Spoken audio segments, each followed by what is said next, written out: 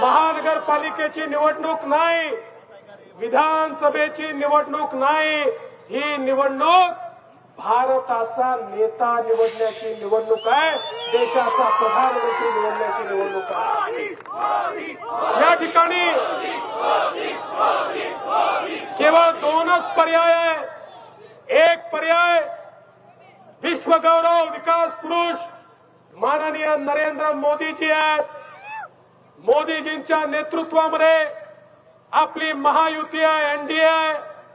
आणि दुसरीकडे दुसरा पर्याय हा राहुल गांधी आहेत, ज्यांच्या अंतर्गत 26 पक्ष या ठिकाणी आहेत। बंधू भगिनींनो, मोदीजी आपल्या विकासाच्या गाडीचं इंजिन आहे, पॉवरफुल इंजिन आहे, पॉवरफुल।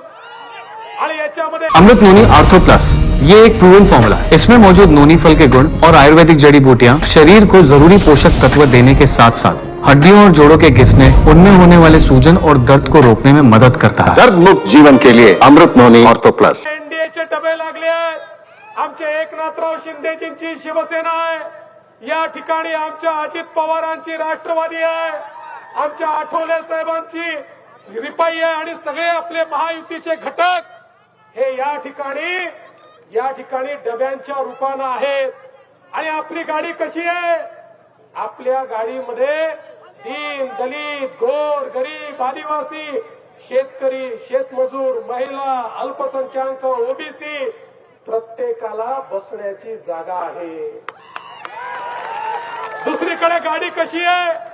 राहुल गांधींची गाडी, त्या गाडीमध्ये राहुल गांधी म्हणतात मी इंजिन आहे, शरद पवार म्हणतात मी इंजिन आहे, उद्धव ठाकरे म्हणतात मी इंजिन आहे, लालू प्रसाद म्हणतात मी इंजिन आहे, त्या ठिकाणी ममता बॅनर्जी म्हणते मी इंजिन आहे, स्टॅलिन म्हणतो मी इंजिन आहे। तिथे डब्बे नाही, सगळे स्वतःला इंजिनच म्हणतात। आता मला सांगा, इंजिन मध्ये बसायला सामान्य माणसाला जागा असते का? इंजिन मध्ये फक्त ड्रायव्हर बसतो आणि यांच्या बाबतीत केवळ ड्रायव्हर नाही तर यांचा परिवार त्या ठिकाणी बसतो।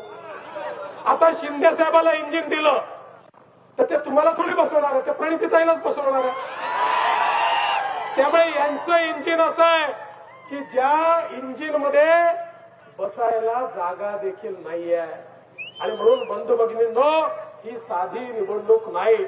हे जे उमेदवार तुम्हाला दिसतायत दोन्ही सक्षम उमेदवार आहेत, पण या दोन्ही उमेदवारांच्या कमळाचं बटन दाबलं की वोट कोणाला मिळतं?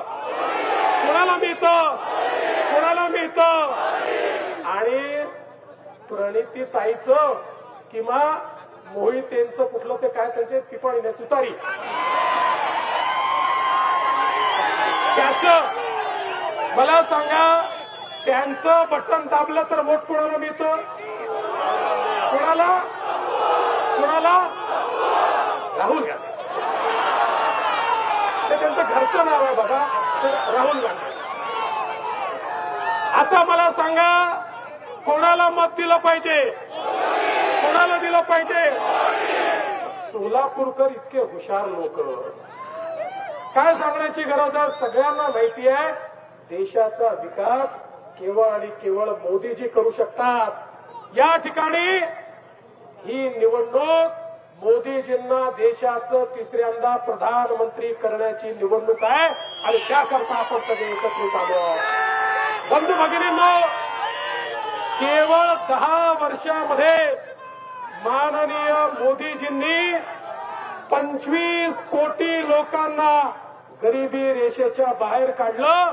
25 कोटी लोक जगाच्या पाठीवर अर्थतज्ञ म्हणतात हा मोदींचा काय चमत्कार आहे की 25 कोटी लोक गरिबी रेषेच्या बाहेर आले। केवळ 10 वर्षामध्ये 20 कोटी लोक जे झोपडीमध्ये राहायचे ते आज पक्क्या घरात राहतायत, मोदीजींनी त्यांना घर दिलेलं आहे। 50 कोटी लोक ज्यांच्या घरी शौचालय नव्हतं आज त्यांच्या घरी शौचालय आहे मोदी साहेबांमुळे। 55 कोटी लोक ज्यांच्या घरी आया बहिणी चुली फुकून फुकून त्या ठिकाणी स्वयंपाक करायच्या त्यांच्या घरी गॅस आहे, मोदी साहेबांनी त्या ठिकाणी उज्ज्वलाच्या योजनेतनं दिला।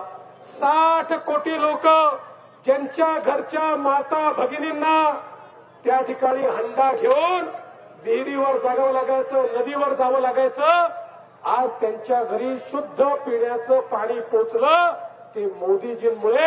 हे 60 कोटी लोक जे 70 वर्ष हंडा घेऊन फिरत होते त्यांच्या घरी गेल्या 10 वर्षामध्ये मोदीजींनी पिण्याचं पाणी पोहोचवलं. 55 कोटी लोक ज्यांना कुठलंही त्या ठिकाणी सुविधा नव्हती, आयुष्यमान भारतच्या माध्यमातून मोदीजींनी त्यांना 5 लाखापर्यंत सगळा इलाज मोफत दिला. आज आम्ही गावोगावी जातात, म्हातारे लोक भेटतात. एका म्हाताऱ्याने मला सांगितलं, साहेब 3 लाख रुपये ऑपरेशन लागत होते, घरचे सगळे बसलो, विचार केला अजून 5-7 वर्ष जगायचं आहे, कशाला ऑपरेशन करायचं, त्यापेक्षा मेलेलं बरं. पण मोदीजींची आयुष्यमान भारत योजना आली, 3 लाखाचं ऑपरेशन मोफत झालं. आता 10 वर्ष मला काही होत नाही. हे त्या म्हाताऱ्याचे वाक्य ऐकल्यानंतर माझ्या लक्षात आलं की ज्याचा आशीर्वाद मोदीजींना आहे, मोदीजी का बाल भी कोई बाका नहीं कर सकता. बंधू भगिनींनो, तुम्ही बघा, आज मोदीजींनी शेतकऱ्यांकरता किसान सन्मान योजना आणली, पीक विम्याची योजना आणली, इरिगेशनच्या योजना आणल्या, आमच्या शेतकऱ्यांकरता नॅनो युरिया सारखी योजना आणली, आमच्या शेतकऱ्यांकरता MSP वाढवत त्या ठिकाणी जवळपास दुपटीपर्यंत पोहोचवलं. आणि त्याच वेळी आमच्या शेतमजुरांना देखील संरक्षण देण्याचं काम हे त्या ठिकाणी माननीय मोदीजींनी केलं. आता काही लोक या सोलापूरमध्ये काँग्रेसला समर्थन देत आहेत. माझी तक्रार नाही आहे, पण त्यांना विचारा, ते देखील दुसऱ्या पक्षात असताना आमच्याकडे आणि मोदीजींकडे आले. आम्ही पाहिलं नाही तुम्ही कुठल्या पक्षाचे आहे. 30,000 घरं या ठिकाणी आम्ही तयार करून दिली.